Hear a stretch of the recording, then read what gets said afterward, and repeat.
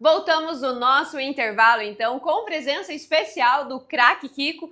Como diz o professor, ele que tem história no esporte, ele que é escritor de livro e em breve também vai fazer parte aí da Academia de Letras do Vale do Iguaçu. Professor, estava fazendo pergunta, continua fazendo Não, para eu ele. havia perguntado ao craque, até pedi o intervalo, mas você jogou no Iguaçu e aonde mais profissionalmente? Profissionalmente eu joguei no Iguaçu e naquela época, já que ainda era, digamos que o Iguaçu era mantido pelo Exército ainda, né?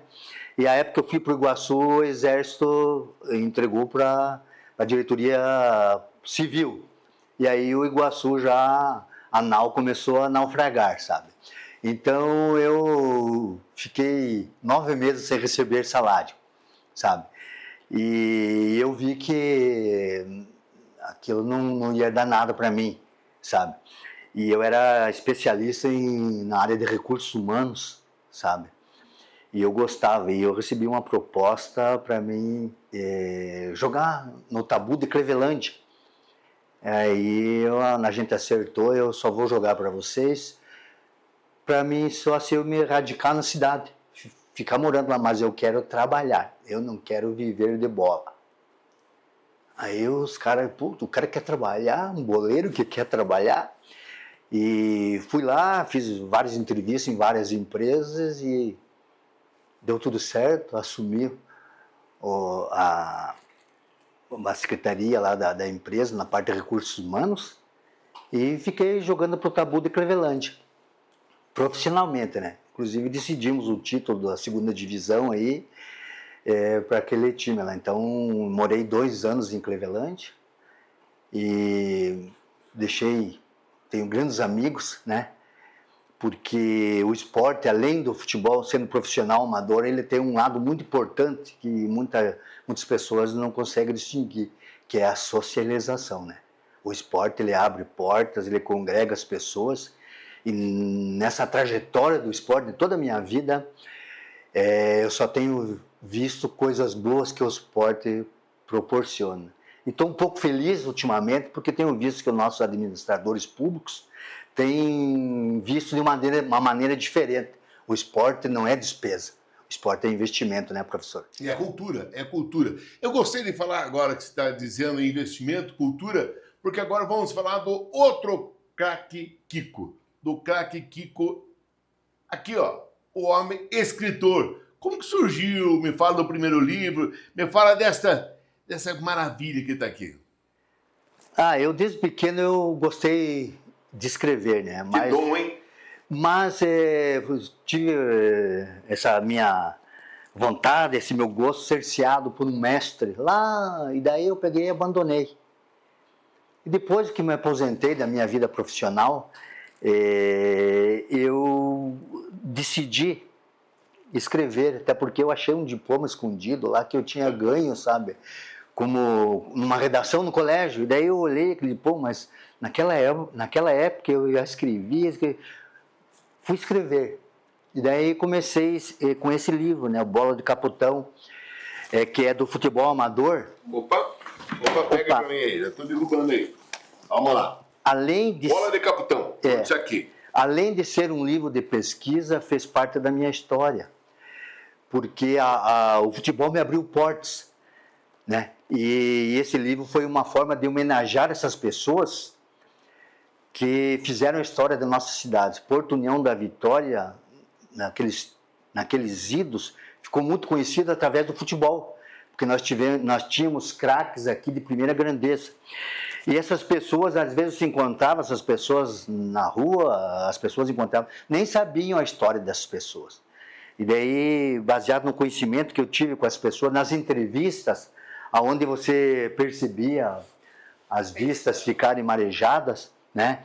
E eu contei a história desse povo, e esse foi o primeiro. E daí não parei mais, e desde 2019 até hoje, Papai do Céu me oportunizou, eu consegui escrever 13 livros. Agora, você escreve não só, a gente imaginava, ele vai falar de esporte amador, vai falar de Iguaçu, mas você foi além das fronteiras do esporte. A princípio eu comecei com o futebol. E peguei gosto pela coisa, que hoje eu não consigo ficar um dia sem escrever uma crônica.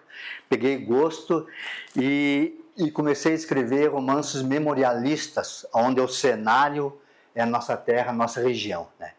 Então eu conto histórias e é lógico, a gente procura contar histórias boas, mas nós também temos histórias ruins. Isso aí sempre preservando as pessoas, né? E é uma forma que para que as pessoas tenham conhecimento. Nossa terra aqui é uma terra muito rica em pessoas gabaritadas, né? Então tivemos casos de romances, de amores, de coisas pesadas que chegam até a eriçar os cabelos. Então eu coloco essas histórias e conto aqui. O cenário principal, até porque eu sou bairrista, é a nossa querida terra e o nosso chão aí, da Porto União da Vitória. Eu tenho o prazer, Luana, de ter 90% dos livros. E já os li, realmente algo maravilhoso. Craque, assim, ó, bem rápido, conta uma das histórias aqui de um livro que você achou assim, muito interessante para o nosso telespectador, para o nosso ouvinte. Uma história bem rápida. Tem uma história aqui que faz parte aí, e até hoje as pessoas me ligam e querem saber quem são os autores das peripécias não boas que nós tivemos na final da década de 40. Nós tivemos um sequestro com estupro que resultou numa morte de uma jovem jogada no Rio Iguaçu. Tá? Então essa história é com muita pesquisa, baseada em fatos contados pelo meu bisavô, pela minha mãe. Essa história é lógico, você preserva o nome das pessoas, e as pessoas, o que a gente percebe é que tem muitas pessoas que querem saber quem são os autores, mas isso não interessa, sabe? Até porque os familiares não têm nada a ver pelos erros da gente lá no passado remoto, né? Então, esse livro aí conta essa história, baseado em pesquisa, em conversas. E esse livro aqui é o Chacais em uma Noite Sem Fim. Sim. Sabe? Ele tá para vender na Editora Viseu, na Amazon, todas as lojas aí de conveniência. Eu iria perguntar isso. Como que a gente pode adquirir um livro? Aonde comprar esse livro? Os meus primeiros 4 livros eu lancei pela Editora Viseu. Então, esses livros você pode pesquisar na Editora Viseu, na Amazon, nessas lojas que vendem livro aí, na Magazine Luiza, Americanas, esses livros estão lá para vender. Os outros, eu fiz uma produção independente, até por causa de custo, né? Porque todos esses livros que eu escrevi, com exceção desse último, ele tinha um cunho social, tá? Toda a renda ia para uma instituição de caridade. É onde iria falar agora. Tá. Não é? E esse último é diferenciado, porque o meu cacife financeiro diminuiu, né? E esse último aí, que eu lancei agora recentemente, nem fiz o lançamento oficial ainda, esse é para mim amealhar alguma coisa para que eu consiga manter, consiga estar circulando pela cidade, pela região aí para divulgar o esporte amador, né? Você tem um custo, não tenho patrocínio de ninguém, não ganho R$1 e vou lá porque gosto. E não quero parar isso aí, me faz bem para minha família, para os meus netos. E é isso aí. Então, esse último livro, que é o Pé de Cachimbinho, também um romance memorialista, vou dar um spoiler aí, muito forte, muito bom, quem leu. Os meus amigos me apelidaram de escritor da periferia. Tá? Porque eu fui criado, como eu falei, no início da conversa aqui. No início da conversa ali na boca quente, sabe? E eles dizem que ficam esperando que eu escreva livro para ter o prazer de ler e me dão uma alegria. E são meus amigos, falam para me elevar a minha moral, que embora eu me chamo de escritor da periferia, porque com esses 13 livros e conhecido de todo mundo, eu não perdi a minha essência eu sou amigo de todo mundo. Agora, dia 12 de abril, é isso, né? 12 de abril? 12 de abril. 12 de abril, você participará da Academia de Letras do Vale do Iguaçu. Na verdade, vai ser oficial. Você já participa, a gente tem acompanhado o evento, você está sempre presente, um dos destaques realmente. Como foi esse convite? Como que foi esse orgulho para todos nós do esporte, a sua presença? Os meus amigos leram os livros e aí as pessoas vão lendo e comentam um com o outro. Você pensa que você não tem visualização, mas as pessoas comentam. E as pessoas da academia lá, muitos amigos, leram meus livros e me incentivaram para que eu me inscrevesse, né? Pleiteando uma vaga na academia. Daí também outras pessoas que não tem nada a ver com a academia também se inscreva tal. E eu me inscrevi, né, na academia, pus meu currículo e Papai do Céu me abençoou mais uma vez nessa vida e tive o meu nome deferido. E vou assumir agora, dia 12 de abril, aí, uma vaga na academia. E sei da minha responsabilidade, né, porque quem lê, fica. Quem lê, se sobressai. E eu quero apoiar mais a cultura, porque poucas pessoas hoje, nesse mundo de hoje leem, sabe? Então, um professor sempre falava, quem lê, fica.